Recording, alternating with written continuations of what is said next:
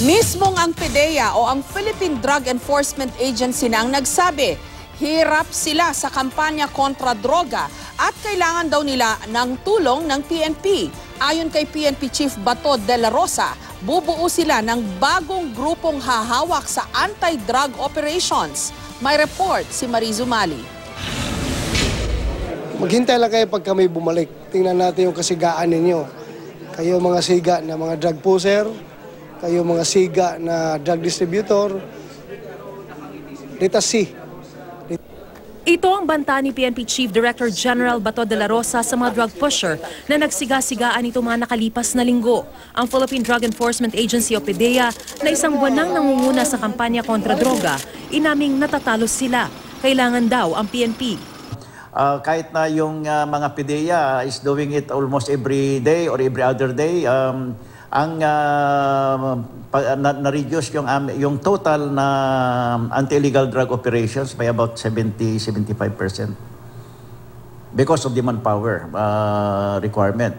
Hindi sinabi ni General Bato kung kailan mag-uumpisa ulit ang PNP sa anti-drug operations, pero malapit na raw ito. Bubuo raw ng bagong grupo na hahawak ng mga anti-drug operations. Nakapulong kahapon ng Pangulo ang mga opisyal ng PNP at kabilin-bilinan daw nito. Lahat na ma-involve ay piling-pili at hindi lang kung sino-sino at para maiwasan talaga yung abuso. Halos isang buwan na ang internal cleansing ng PNP matapos masangkot sa kidnapping ng Koreanong si Jiek Ju ang ilang pulis. Dahilan kaya tinanggal sa PNP muna ang paghahabol sa mga drug suspect. Pero aminado si Bato na hindi pa tuluyang nalilinis ang buong pulisya laban sa mga skalawag at pasaway na pulis. While we continue our internal cleansing process, we make sure that we are ready to take on the war again. But the reality is, hindi mo talaga magkasabi ka na 100% full fruit lessons learned na natin yung Santa Isabel case, di ba? So, we have to make it sure that all the drug enforcement units from police station level up to the national level ay malinis talaga.